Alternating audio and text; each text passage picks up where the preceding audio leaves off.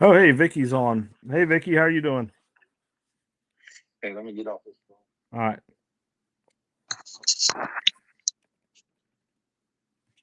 All right. Yeah, I'm just trying to.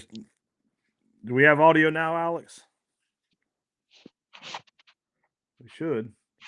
I'm not.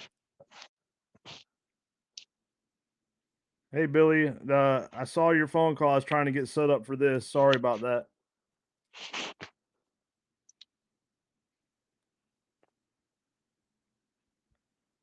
Um, I'm just sharing it to some groups. We get some. We got Cassidy, Vicky, Billy.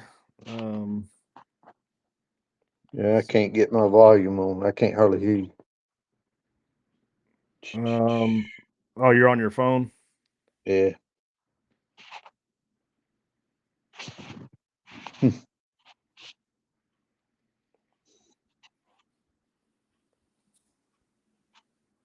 Let's see. Yeah, it may not work with on your. I don't know how that works on your phone.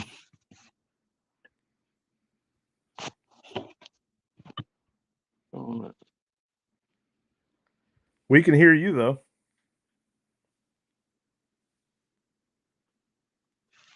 You Awesome. there? Cassidy said China Boy can just about pass a started test.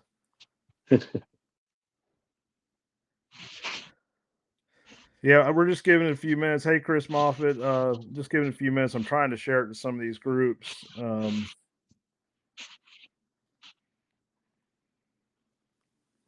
We were running behind. We were working with another state trying to get some stuff worked out. All right, I shared it to some groups.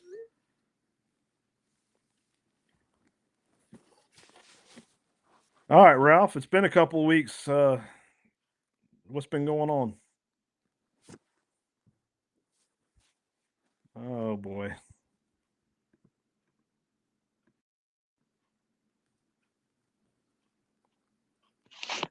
Ah, there you are. Huh? It froze up or something. Yeah, I don't know what to do. Hang on just a minute.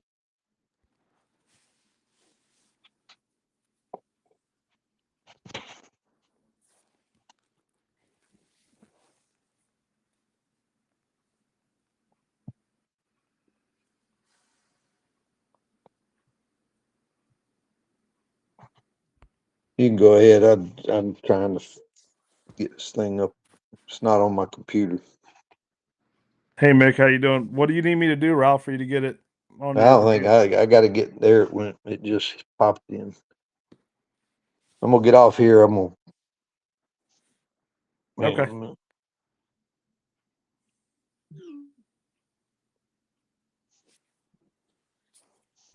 Alex Hood, to answer your question, I just got a text message. That's who's texting me now. It's going great.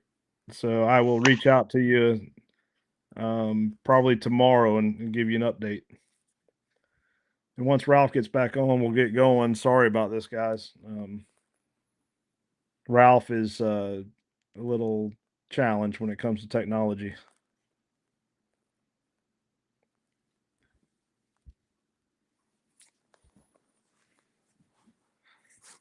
Hey, Chuck Darby, how you doing?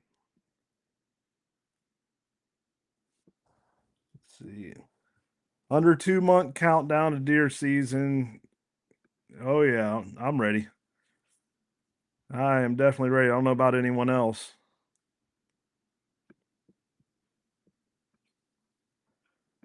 Well, Ralph may come back on. There he is. Hey Ralph. All right. Hello, hello.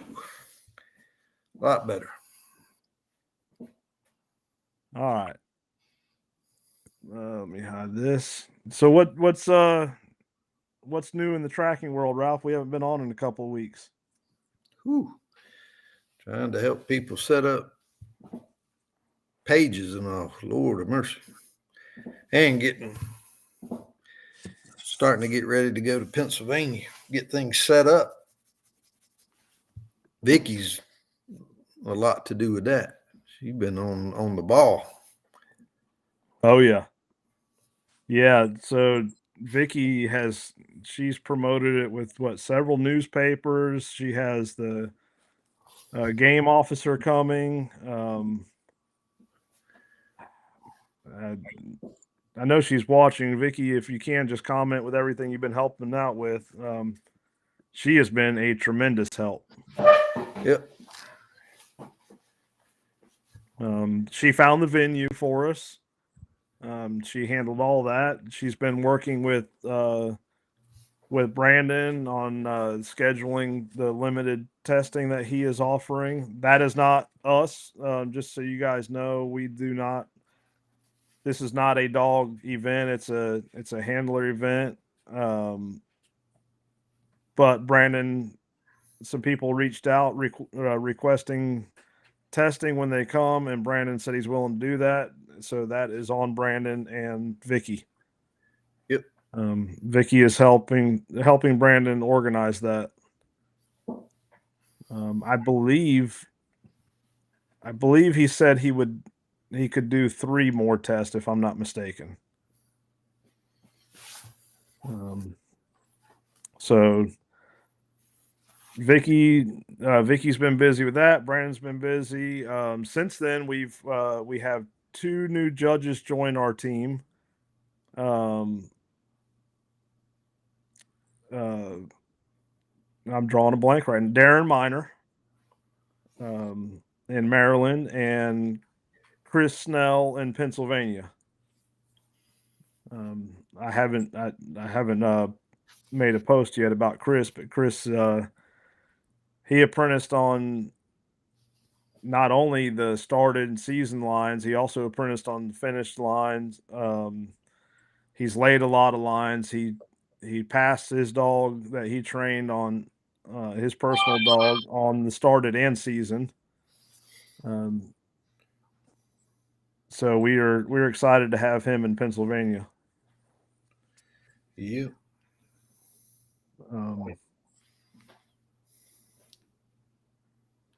And then we have 2 people in the final stages. I guess you'd say final stages. One apprentice judge in Iowa who it's almost there, and we have an apprentice judge in Missouri that should be progress to full judge status soon. Yep. So a lot going on. I gotta get this collar over to you so we can get it over to him too. Yeah. Yeah, we gonna do that. So that's another thing. Our tests require a Garmin and a collar, and this individual reached out to us, said, "Hey, I need some help finding a Garmin and a collar," and we got it together for him. Yep. So let's see. And then we've been working on next year's event schedule. We already have Louisiana, Florida, Georgia, Alabama. We have those 4 on the books, and we're working on, I believe it's West Virginia, Tennessee, and there's several others that I may be forgetting, but we've been busy with all of them. I don't think we've had this since we've booked the concert. Yeah, I can't remember. So we are going to We've been posting about it. Right. I don't know if anyone's seen it, but Kinsey Wheeler, who is a country music singer, he finished second on season 20 of The Voice. You guys can look him up. He will be, and he was opening for Luke Bryan. Luke Bryan, yes, that's the video I shared where he opened for Luke Bryan. He also played at the Grand Ole Opry, and yeah, he's sang with a lot of people. He will be doing a live acoustic concert at our Florida event on March 1st. So you guys don't want to miss out on that. Not only is Kinsey a great singer, he also has a pretty good tracking dog. This will be his first season tracking, but I have worked with his dog, and it's a legit dog. Yeah. I was gonna say something too. You're rocking. About the rocking? Yeah. Yeah, let me fix that. The stupid dog's underneath me. There we go. Quit blaming the dog. It's the trainer. Yeah, my lab is underneath me. Kept pushing on my feet. But that's Tom Hill for you.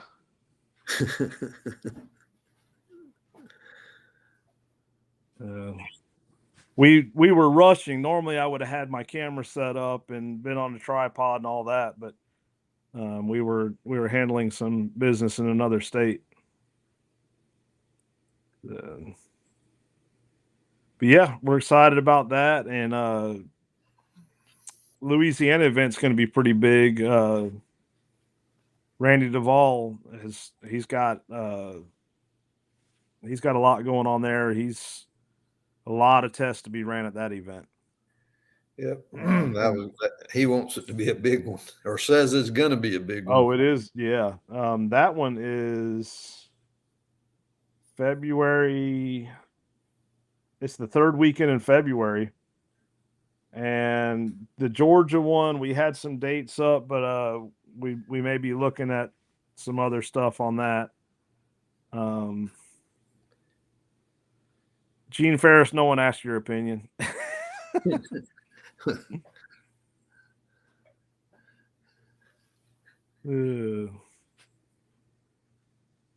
So,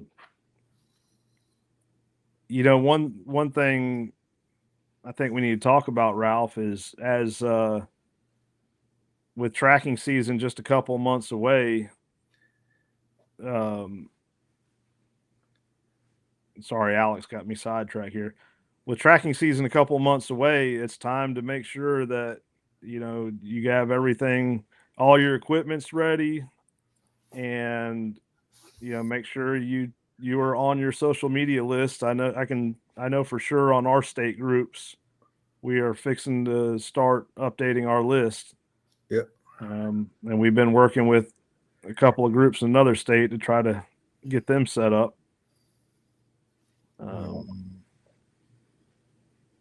Yep. And Alex, as far as the dates go, if you go on our Facebook page, they are listed. One of them might be changing, and I'll get them on the website soon. And Alex said something earlier. My truck's doing great. I didn't see that one. It's down at the bottom. He asked how my truck was doing. Yeah. Doing good.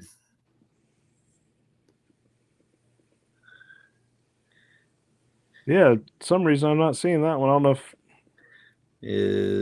I might be missing some of the comments here.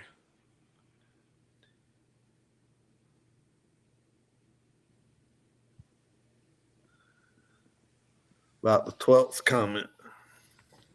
Yeah, I see way more than 12, but from the bottom, from the first one. But it's doing good. So I might have to pull it up on my phone too, because some of these comments aren't coming through, and that's happened before.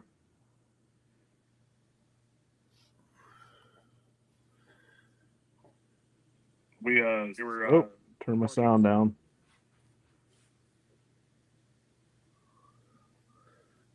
Andrew, it's got to be on your end as far as the sound, because it's all good on this end.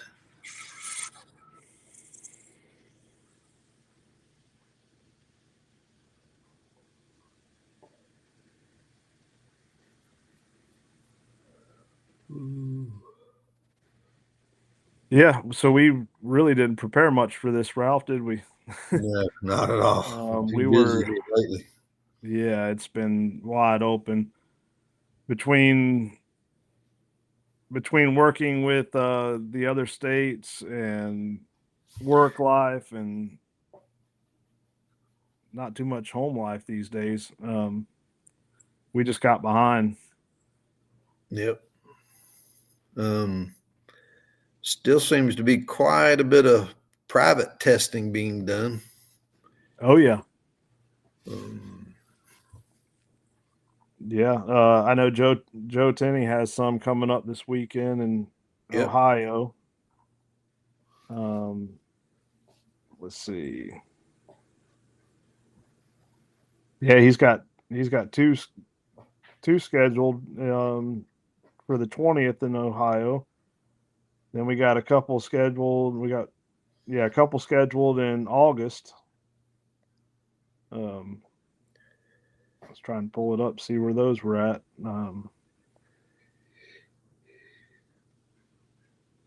I think that's another one in Ohio, and then Brian Dagan said he has, I think, 7 or 8 people ready to test in Michigan. And then Andrew Mullins has some that's ready to test in Missouri on private tests. So we got a lot going on. Yep.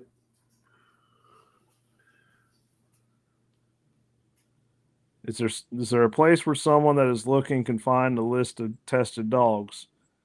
Okay, Andrew said 6 ready to test there. So Chuck, to answer your question, no, we do not have a find a tracker map or list or anything like that right now.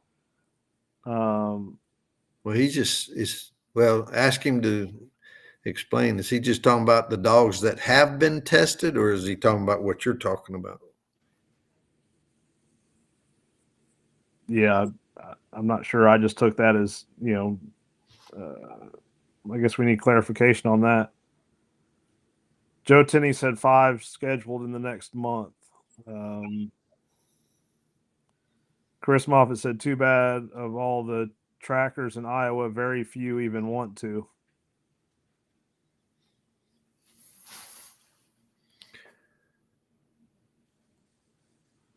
There's been a lot of dogs that Jeff has tested in Iowa, or I shouldn't say a lot, but a fair amount. Yeah.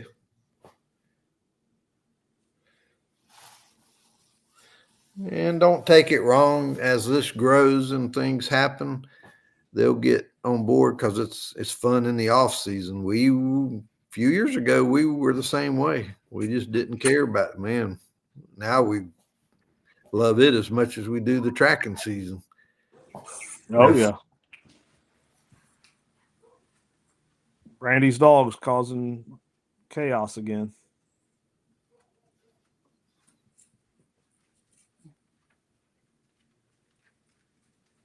Yeah, and that's the thing. A lot of people, and I've heard it several times this week about how ribbons don't mean anything, but ribbons clearly do. What they mean is someone has put in the time and effort to train their dog.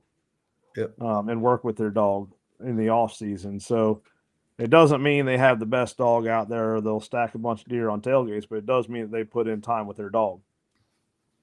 Yep. Hey, Brandon. Good night, Michael. You getting a load there, ain't they yours, or are you training them?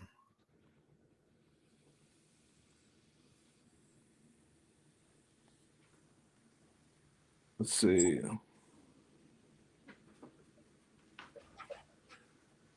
And Vicky, yes, the stew's going to be ready by seminar time. No onion rolls, Vicky. Not this time. Don't get her started on that. Yeah, now she calls you Mr. O. Oh, man. That would be why. Now it's trying to log me out of this This is what happens when we rush to get on here.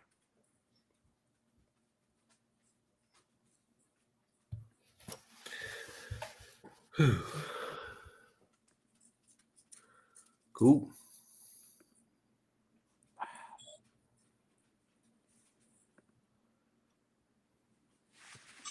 Yeah. All right, there we go. Now it's working.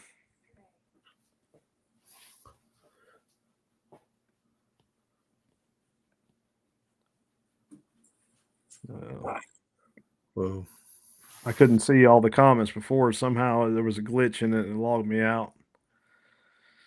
But yeah, do you guys have any questions? Because we were not prepared today. when do we got quite a few different states? When does y'all's hunting season open?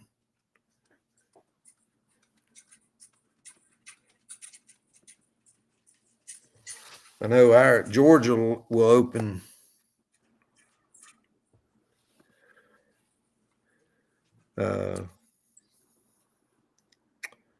she done lost track of the second weekend in September. Yeah. So that'll start, and then the third week starts Florida in our area.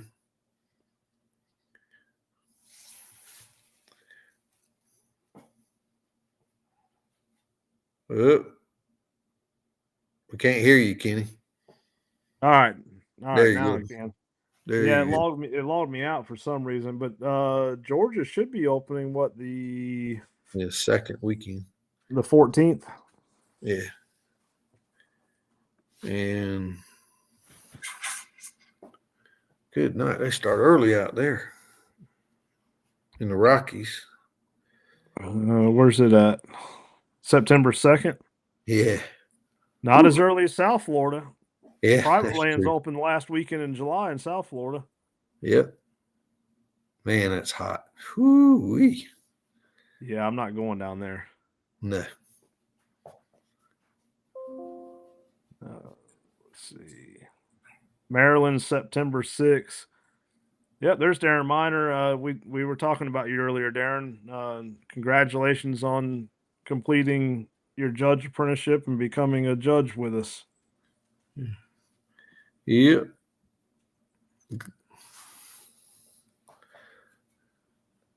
Brandon's asking if the stew is on seminar day. Oh, yeah. Yep.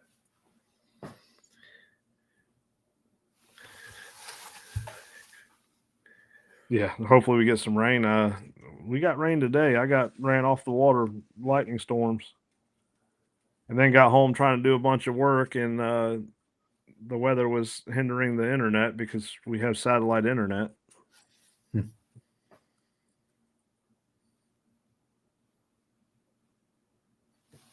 Yeah, goodness. That's right. South Carolina opens early. Whew. Yep. I was invited to go hunt there August. When was it? 18th or something like that. That's hot. God, I did that for 2 years up there. Whoo, that's hot. So Gene Ferris has a question. Says, for those early tracks, do y'all carry decks? I do not carry it with me. No.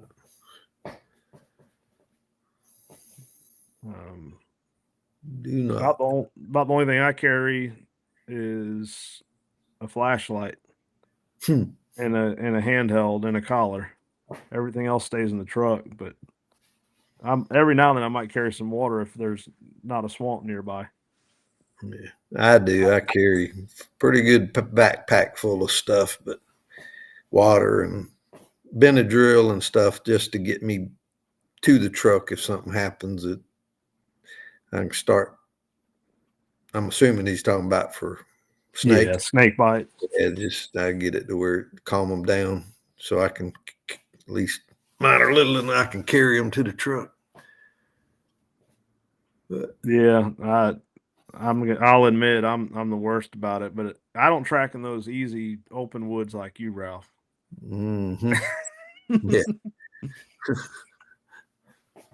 Hey, everyone talks about flatland tracking is easy. Come get you some of these swamps. Good night. Yep.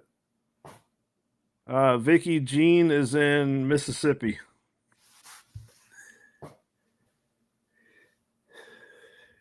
Let's see. Yeah, somebody said something the other day about they just thought we GPS hunted or tracked.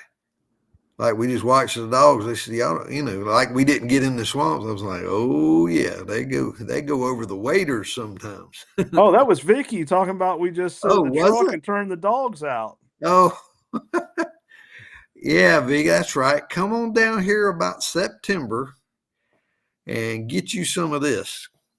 Yeah. Yep. Take some of these gators and snakes home with you. Woo-wee. Vicky said easy.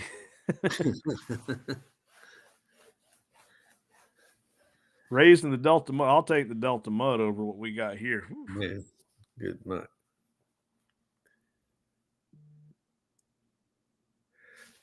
Yeah. Come get you some of this marsh muck. Who has rental waders for me? If you come down here and track, I'll buy you a pair of waders. Yep. We don't wear them though.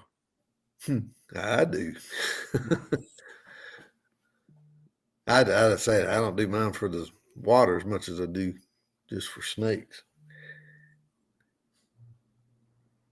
Let's see.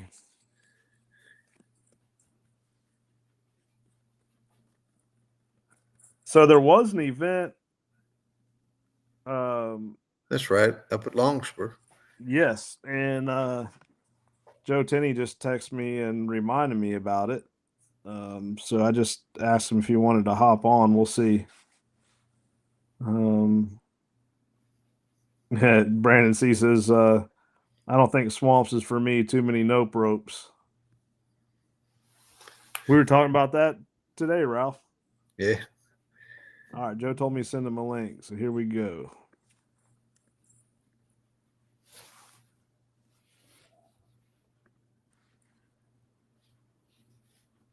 You have to try the gumbo. It's not what you think. Friend killed Randy Vick said, friend killed a rattler running tracks last week. We have killed them as well. They have been on the move. All right, John Davis says, do you guys teach the dog snake avoidance or just deal with it as it comes up? Some of us do snake avoidance. I know I have, Randy Vick has, Ralph, a lot of us has, Vicky has. So snake avoidance is definitely a thing. Also, I do. We have given some of our dogs the rattlesnake vaccine. I know there's controversy around that, but our vet is right in the heart of quail plantation country, and he said it works. He said that when it comes time for treatment, they typically take half the treatment. It's typically one vial instead of two, which is a significant savings. He said not just that, it more than doubles the amount of time that you have to get them into a vet. Yeah. And I was reading something on one of the other pages, but did you mention the percentage that he said? No, I did not. Yeah, if I'm not mistaken, didn't he say he had like 95% chance if they're on the vaccine that he can save them if we get them there within a certain amount of time? Yes. I mean, it was high. It was like, oh yeah, crap. That's awesome. Hey, Joe. Hey, how's it going, guys? All righty. How are you? Oh, not too bad. Just gonna go down and fix my dryer vent here in a little bit. You gonna do it live? Yeah. Well, my wife's seen this hack on Facebook where you take the leaf blower and stick it in there and turn it on to blow out the dryer vent. And we found out very quickly that part of our dryer vent was pretty weak as it blew the lint all over the crawl space. Oh boy. So that's what I'm getting ready to go fix here in a minute. And she saw that where? Show it on Facebook.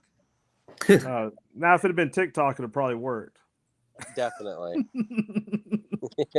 So like she did it and I'm outside. I'm like, there's nothing coming out. And I go look in the crawl space and it's just a dust bomb down there. I'm like, well, that's going to be a fun one. But other than that, just plugging away at work and staying busy. Yeah. So tell us about recent event that that you, I guess you'd say, spearheaded the judging on. Yeah, so we went down to Sean at Longspur. Oh, we lost him. Oops, sorry, I got a call. Went down to West Virginia, and it was hot. And I left my house about 5 a.m. Got down there about 8:30. Kind of got the lay of the land, met everybody, bunch of real good people. Got out to the testing area that we had, and I think I'm in decent shape. And I got a pretty rude awakening on them mountains over there. Very steep terrain, very thick terrain. But me and Brandon powered through it, laying out the tracks, and then went back and started letting everything set. Had some food, just normal camaraderie and hanging out with everybody. Then once it came time to test, I think the first test was about 87 degrees and just a little bit of wind, not much. And this test basically went down the mountain, across the bottom, and then back up the mountain.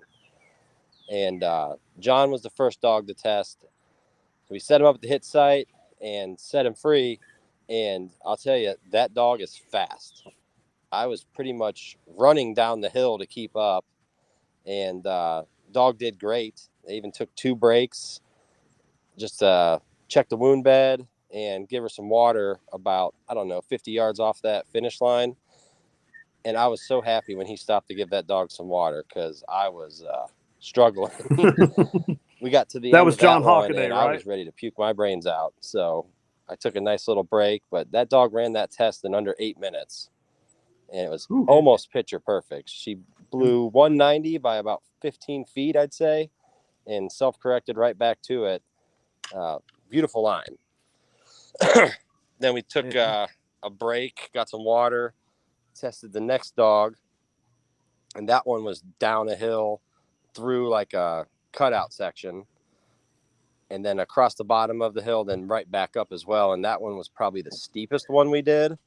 Luckily, that dog worked a little bit slower and wasn't as hard to keep up with, but another really nice line. That was Stacy Stout's dog, and it was fantastic. And then the third one was Jeremy and his dog Ruby, and she had 1 callback, but really a nice line. And I could tell when we did the callback, he knew something was off, and we were hitting that 40 yards, and I was trying to decide if the dog was going to swing back, but I kind of picked a tree, and I'm like, if she makes it to that tree, we'll pull her back. So got her headed back in the right direction. As soon as she hit the turn where she was supposed to turn, took her straight to the hide. Bunch of good working dogs.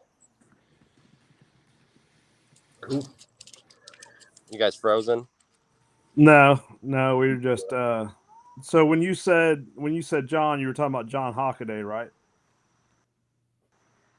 You must not be able to hear us. Are you there? Can you hear us now? Hey, Hello? can you hear us? I'll say no. He's gone. Yeah. Sean Butler chimed in. Hey, Sean, how are you doing? All right, you there? Hey, I'm back. All right. So when you said John, you were talking about John Hockaday, right? Yes. So what breed of dog did he test? He's got a Hanoverian hound. Okay. And what were the other dogs? There was the hound, and then GSP, and the last one was a red bone. Nice. Cool. So yeah, how much of that did you guys hear before it got cut off? We heard all of it. Okay. Yeah, we can hear you. We also heard about you trying to blame your wife about a Facebook hack that you probably watched, but it seemed like a good idea to me. We had a question come in. from Dalton Shannon said wait times on a gut shot in South Carolina August time frame versus wait times on the late season cold season gut shot. Does weather make a difference? Yes. Yes, it does. I know Travis Sykes, he commented down here and said, no, I used to track in South Carolina when I hunted up there, 8 hours minimum. If it was shot in the evening, I didn't put on until the next morning. My experience is the hotter the ambient temperature, the quicker they die. You have that infection sets in a lot faster. If you don't wait longer when it's colder, I'm sure you experienced this, Joe. Would you put on a gut shot in 6 hours in Ohio? No, not usually, unless it was really cold out. And even then, what's another 2 hours just to play it safe? Yeah, most of the time, our deer especially early season in Florida, our gut shot deer is dead at 6 hours.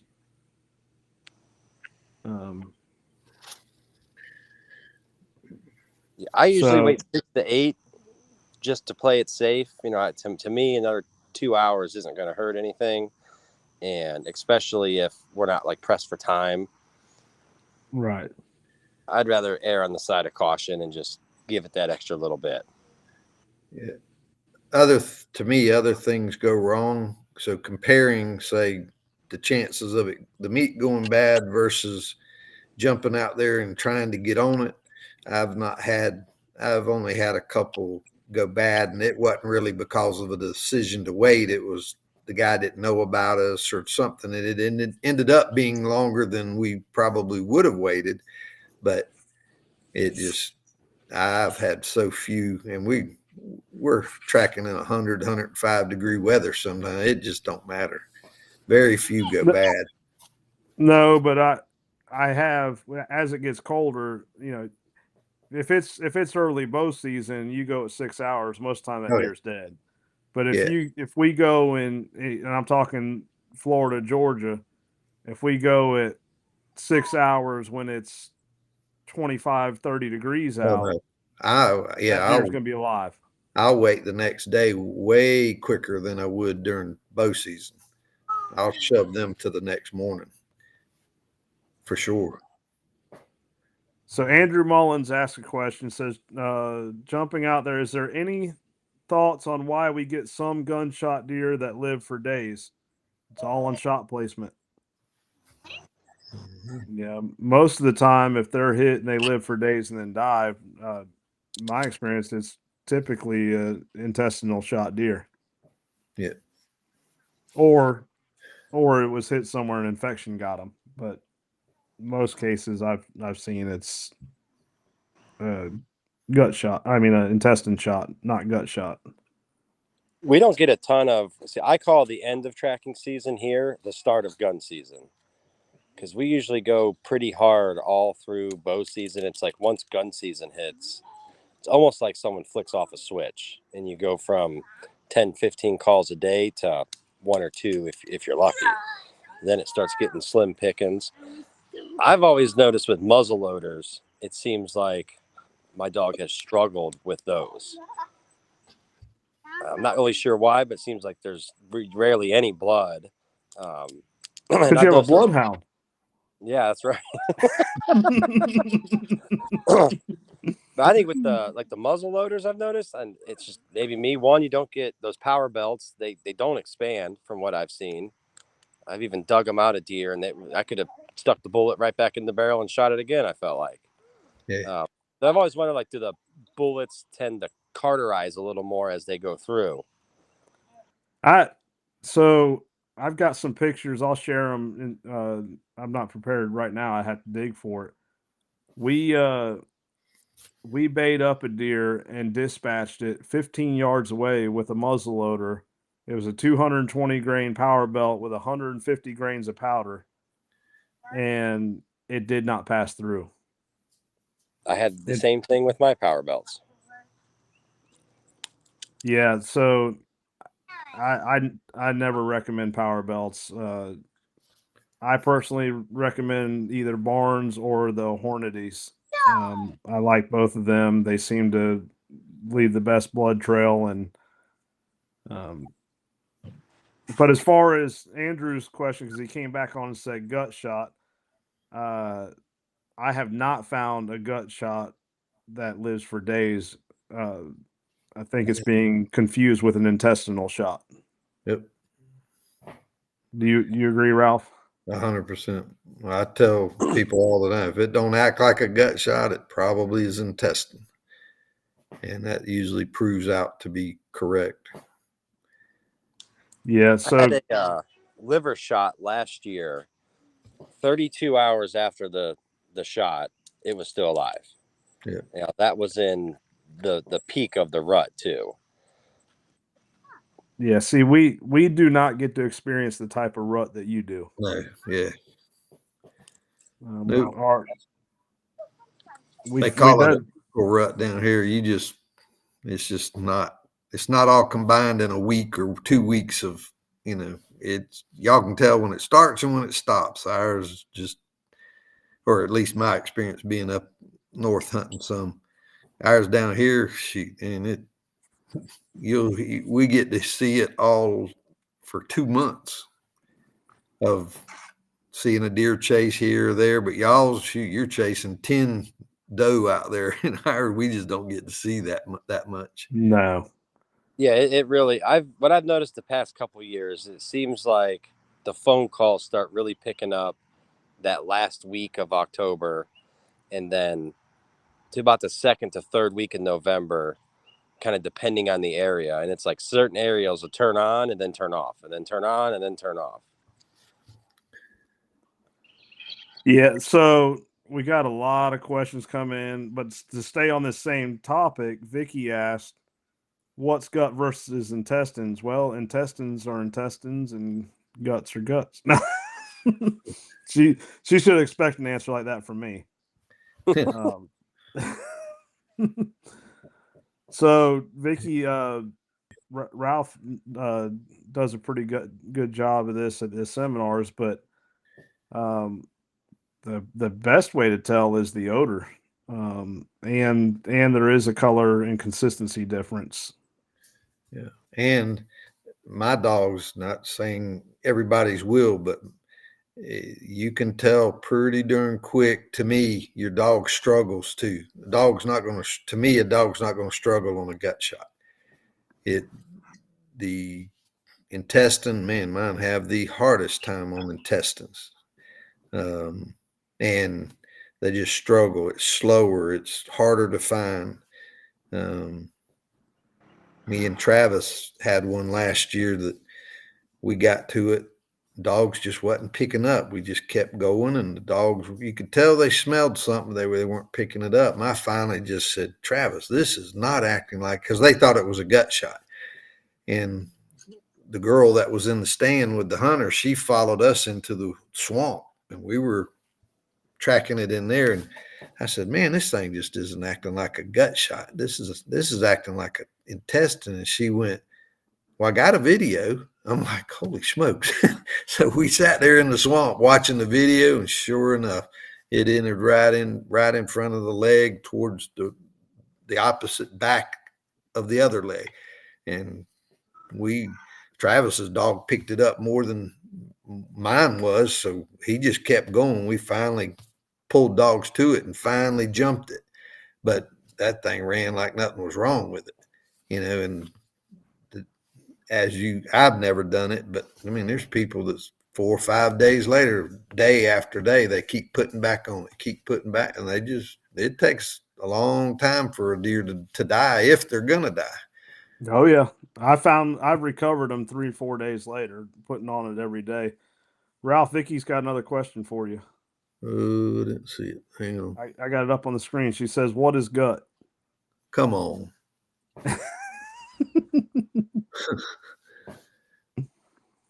Vicky, we're going to call you afterwards.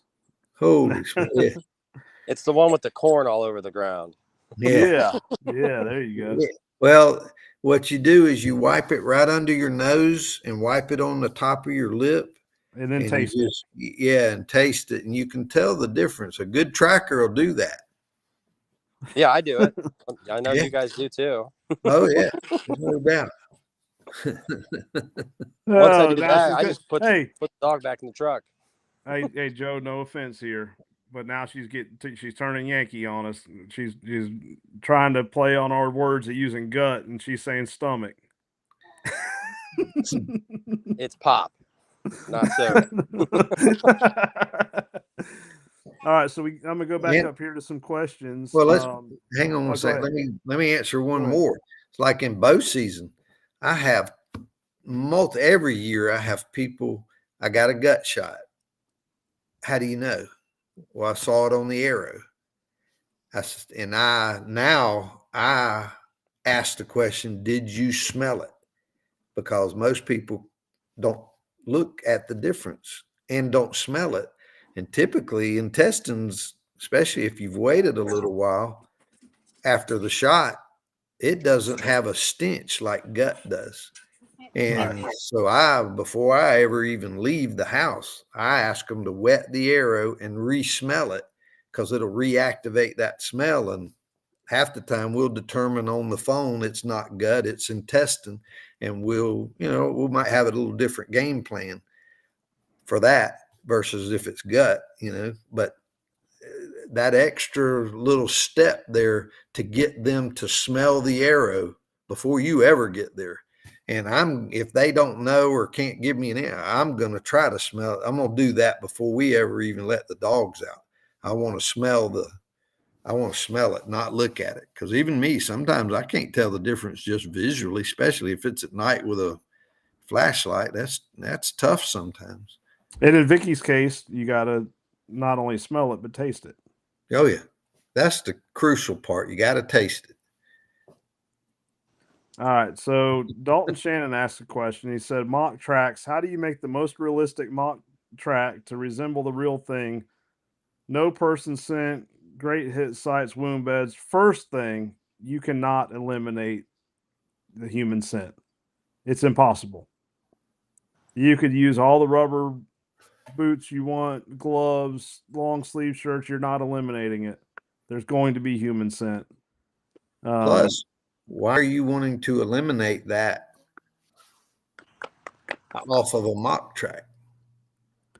Yeah, That's I mean, what it's you really deal with because most hunters have gone and looked for the deer. You just got to figure out how far they've been. So they're going to have to deal with that human scent too. right. And but the human scent dissipates quicker than the rest of the scents in most cases. I mean, I get a dog typically within 5 weeks. I can have them trailing over 24-hour lines. And so as far as laying the most realistic, we had this conversation earlier in another group in another state. I am personally a fan of tracking sticks for the most realistic, because of how the scent is transferred.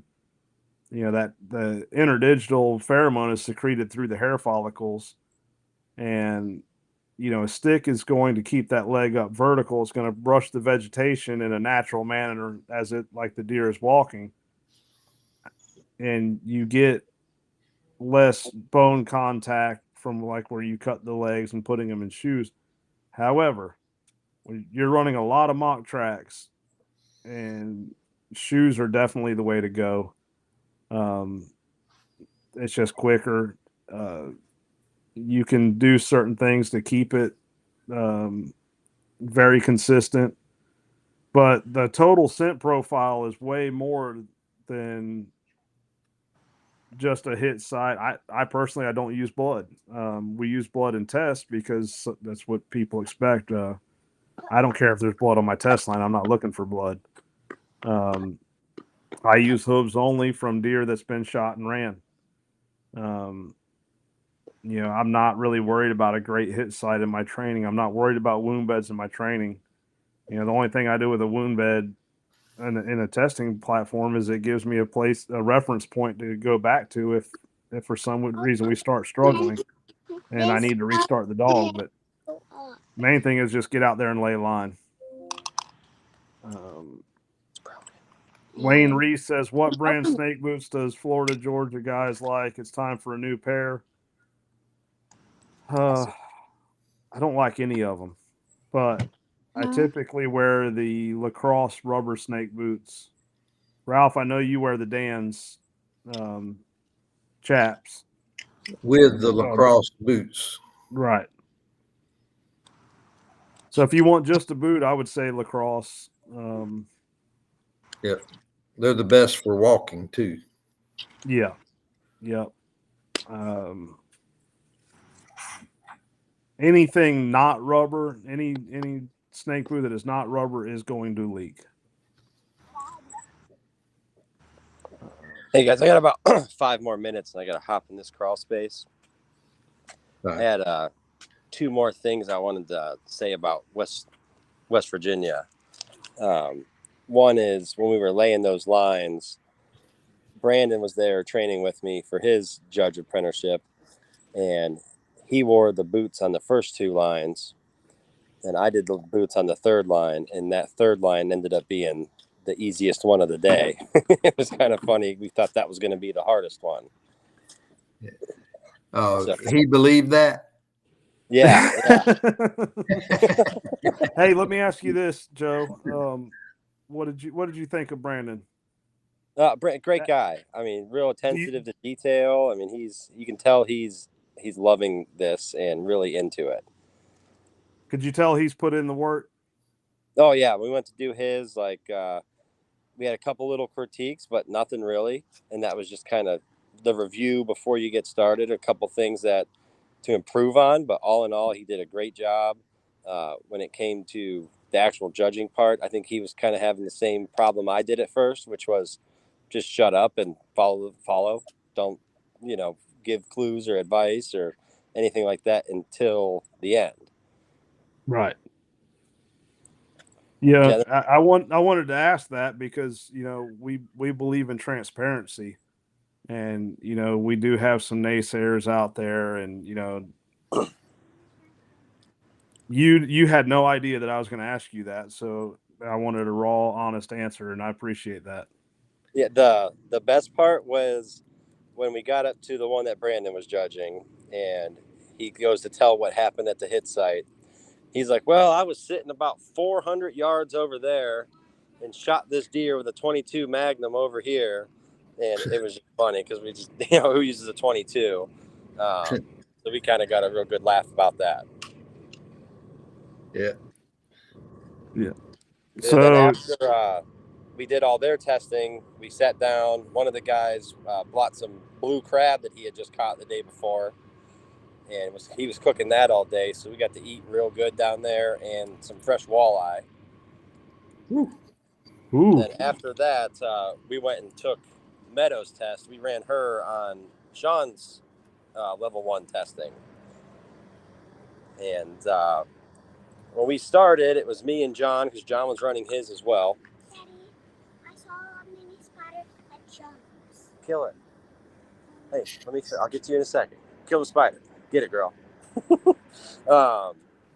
So me and John both were testing about the same time in the same area, and it was about 90 degrees, and you guys know how I worry about my dog in that heat.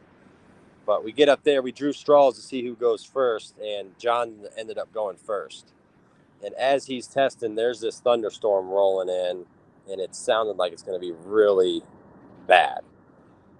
It ended up blowing over us without getting wet, and the wind went to dead zero. So by the time they got back to us, Meadow was already panting pretty hard. We got to the hit site, and I showed it to her, and at first she was like, I don't want nothing to do with this. I'm done. So then it's like, all right, is this going to be embarrassing for me because the dog's going to just refuse to track because she's hot? So we sat down, gave her some water, and kind of pushed her in the right direction. She ended up taking the line, and she missed the 190. We brought her back, and then she kind of got off trail a little bit. And some people might be mad at what happened next, but I was happy about it. Sean could tell we were kind of headed off in the wrong direction dead uphill and pulled us back a little bit sooner on our callback. And I was very thankful for that because he could tell the dog was hot. So we took 4 water breaks. I think she drank like 2 whole bottles of water. And it was getting to the point where I'm like, if she stops again, we're going to call this. And then the last stop for water, we were probably 50 to 80 yards from the end. And then I think Sean could tell that the dog was tracking just fine, and he started testing me. So she's tracking, and he said, "What are you thinking right now, Joe? What do you think she's doing?" So I kind of went through her cues and how I was reading her. And he's like, "So what are you going to do?" And for about 10 seconds, I was really debating pulling her off and restarting her. Decided just to go with my gut and said, I'm just going to follow her. Like, I think she's tracking. It looks pretty good. And then we ended up getting to the end, and she passed her WGT1 test while we were there. Awesome. So that was pretty exciting to have a UBT ribbon, an ABT ribbon, and now I got a WGT patch on the wall. Cool. Awesome. Heck yeah. Yeah, it was a good time. Has anybody else done that? Not that I'm aware of. As far as what me and Sean could see, I think I'm the first team to accomplish that. Awesome. Pretty happy with that. I mean, they're all level 1 tests, so I think next summer we're gonna go after, see if we can't get a level 2 on each one. Heck yeah. Heck yeah. Make sure it's nice and hot. And yeah. It was one hot. more thing. I know you got to go, but you can attest to this from being out there. Even though it's not tracking, like live game, man, that whole day like that's just fun, camaraderie, and getting around other trackers and doing things and rooting them on. I mean, I don't know how y'all are. I never hope somebody doesn't pass. So it's just awesome when everybody achieves what they came to do. It's fun. Yeah, there is a question for you real quick before you go. Brian is asking, did they set that WGT track with tracker ID? No, they used hooves. Gotcha. Well, yeah, I know you got to go, so I appreciate you hopping on and giving that recap. Yeah, no problem. I know I got, I think, 2 tests this weekend, 2 or 3 that are going to be signing up for August 4th. And then I've got 1 or 2 more. The Ohio list where we put all the dogs together, we usually close that about mid-August. So I'm hoping we'll get a couple more that I want to squeeze in right before the cutoff date. Yeah, cool. Awesome. Yeah. Well, we appreciate all the hard work, Joe, for sure. Yep. Oh, no problem. And I'll see you guys next week. Yes, sir. Alrighty. See you. Thank you. Yep. You guys have a good night. You too. Bye. So, Ralph, we had a question come in regarding the mock trails. The hardest thing for dogs to grasp can be coming out of a bed. Why wouldn't you worry about beds in training? I don't have an issue with my dogs coming out of a bed. But what I would rather train for, and if you do have an issue, I think you may be seeing, is them struggling with the scent pool situation, which we do train for scent pools. So, which I feel is more important than a bed itself, because typically if you're having an issue at a bed, it's due to a scent pool. Yeah. Would you agree with that, Ralph? Oh yeah. Yeah, and that's a per dog thing to me. Like mine do not even slow down for a bed. No, mine neither. Mine blow through them so fast they don't even. Most people, say, "Oh, my dog found the bed and this and that." I rarely find them, and I follow my dog's line a lot. I hardly ever see them just because I'm trying to keep up with the dog. I don't look for them.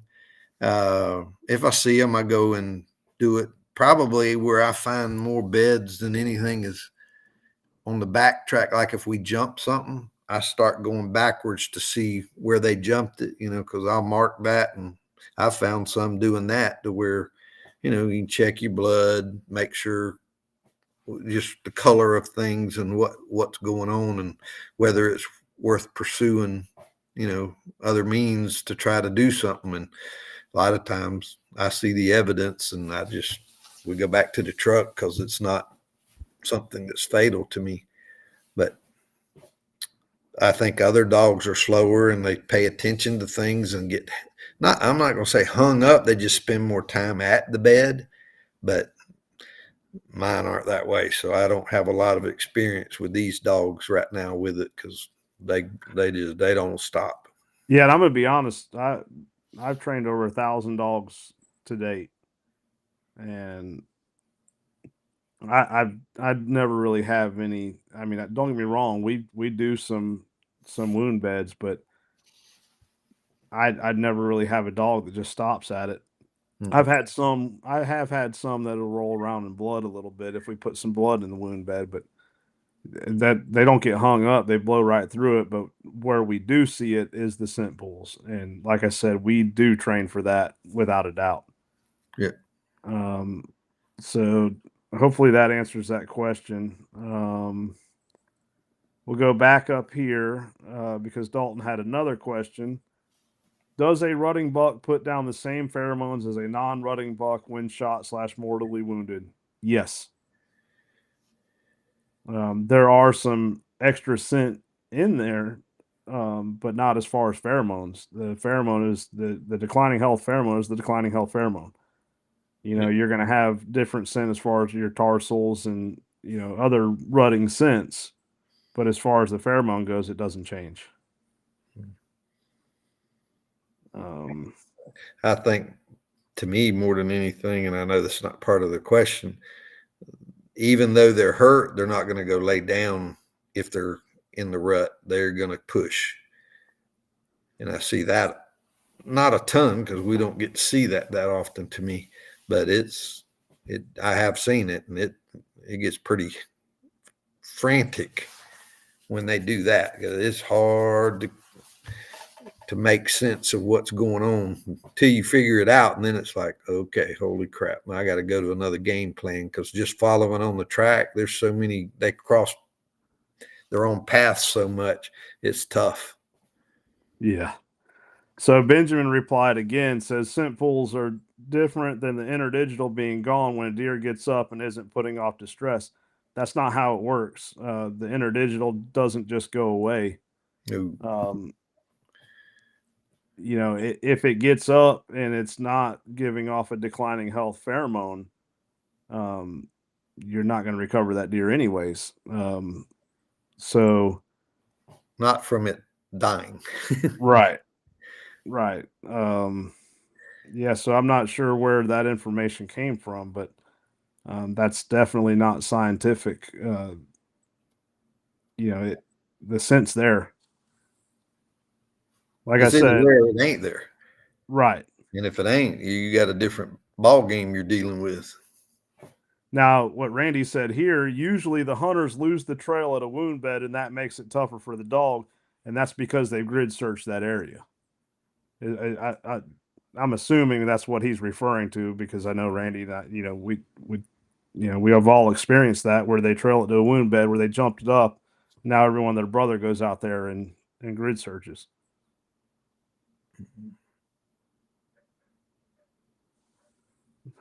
Here's a good one. Have you ever seen your dog it's tracking eat the deer droppings? Oh yeah. Especially Ralph's dogs. They are crappy. I was waiting for the other word. Oh, man. Now see this. Now here's a comment that on lead I would say it happens more. I definitely have to disagree. A lot of people have this misunderstanding about on lead versus off lead. I track both. Just like Vicky thought that all we do is turn the dogs out away at the truck, like many other people thinks that. I'm step for step behind my dog. And I know you are too, Ralph. As best I can, yes. I mean, don't get me wrong. Sometimes we'll take shortcuts around big, thick cypress heads or chest deep swamps and all that. But for the most part, I'm step for step behind my dog. Oh, yeah. Josh Wilson I got to share this one. He says, "What if my dog is scared of trees?" So his dog is here for training now, What? and so his dog was going through a fear stage, and we. So I knew his dog was getting it and could retain it, but it was afraid of everything. So I called him up. I was like, "Hey, man, I need you to come up here and work with us, and let's make a decision as what we're going to do from this point forward. If we're just going to wait for him to age a little more and mature, or what we're going to do." This is hilarious. John convinced himself that the dog was afraid of his snake boots, took his boots off, and was out there handling the dog without his boots, thinking that's what it was. Long story short,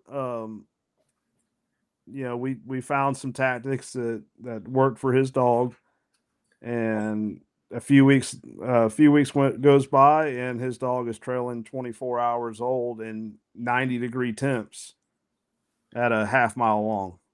So it was just going through a fear stage. Yeah, see, Kerree jumped on here. Hey, Kerree. So Andrew Darby said, "I think beds are a great indicator of if your deer is dead or not. They can give you a lot of information about shot location." I agree, but as far as a training standpoint is where we were talking about. I personally don't see a big benefit in it during the training. Like I said, we do it, but I don't think it's as important as other aspects.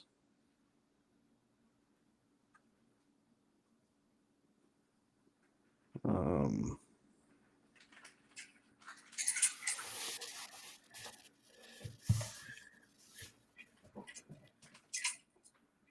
let's Hey, see. Renee.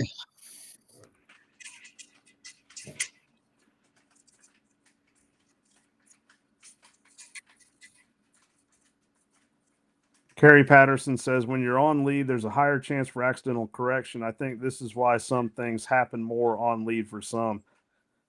I agree with that. I see it all the time, especially like Kerree knows it. She's judged a bunch of dogs. We see people correct their dogs more than they need to without even realizing it.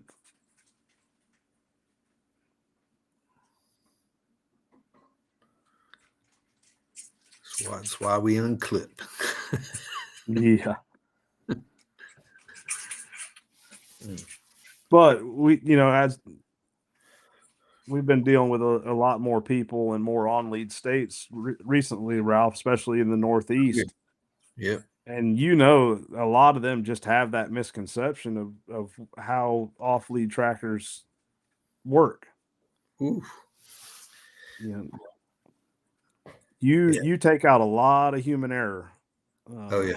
I listened to one podcast that said that a dog cannot be trained to stay on a wounded deer trail, and it'll just run whatever it comes across. Do you see that? No. Nope, not at all. My dog will find a new home if it does that. Yep. Plus, I think it takes out. I mean, I've had, and I'm just speaking obviously of my dogs, but and I've seen others.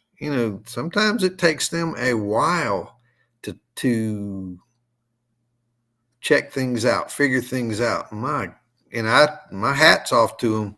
My God, I'd die before they ever even get straightened out sometimes, because they are checking every trail, going down, coming back. I've learned, like with my dog, about 80 yards, and it's moved out to probably 120 now.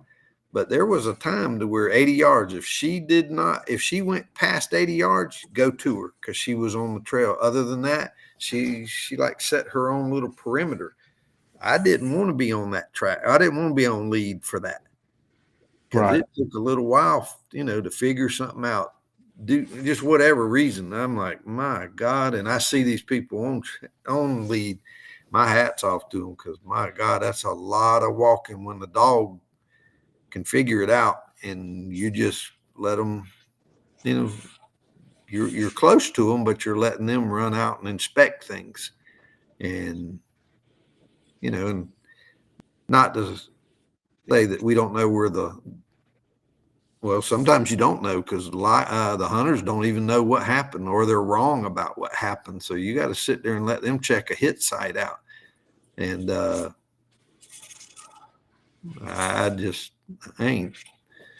don't see how they do it, to be honest. It's tough.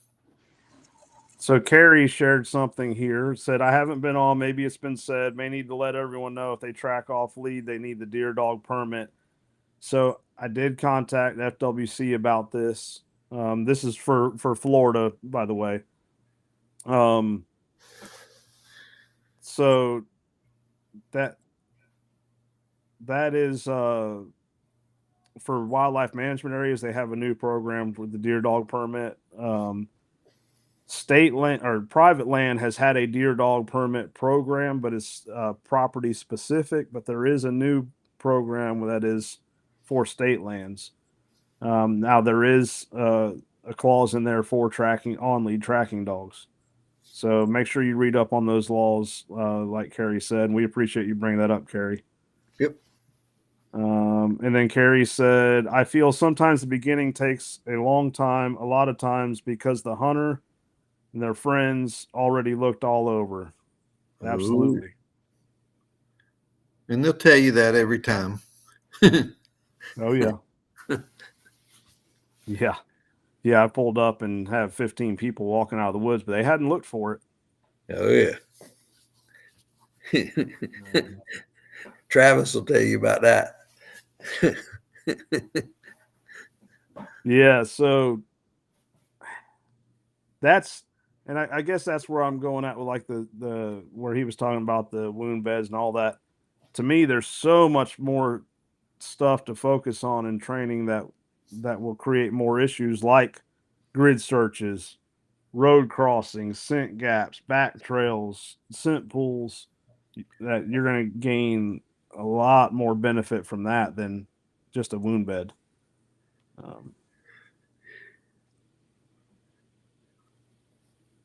Yeah, Fifi on another dog. We trained for that. Yep. Jason Bell said, a little off subject. Ralph's favorite place to track, Okefenokee Swamp in Fargo. I am so glad that you and Jason have taken over Fargo, and I don't have to go there as often.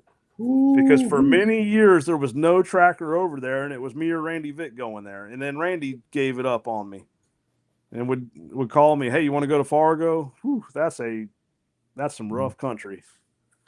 Rough, thick, and got a mighty at the gators. Whew. Yeah, about like my hunt club. And that. You got to experience that too, didn't you? Yeah.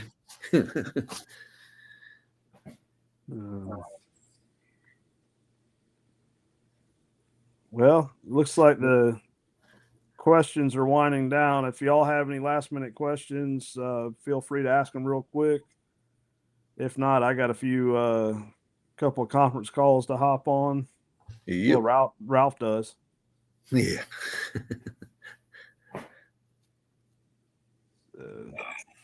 We'll give it a minute or so. If nothing comes in,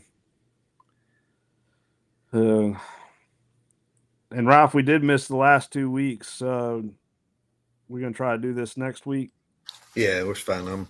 I'm in town, so we're good. Let's see. Yep. I will be around as well. So. Yep. We still got to go over and see that venue in Florida. I want to get over there. So yeah, we got to do that. So, all righty. Well, we're gonna hop off here, and we appreciate everyone for tuning in. Yep. See y'all next week.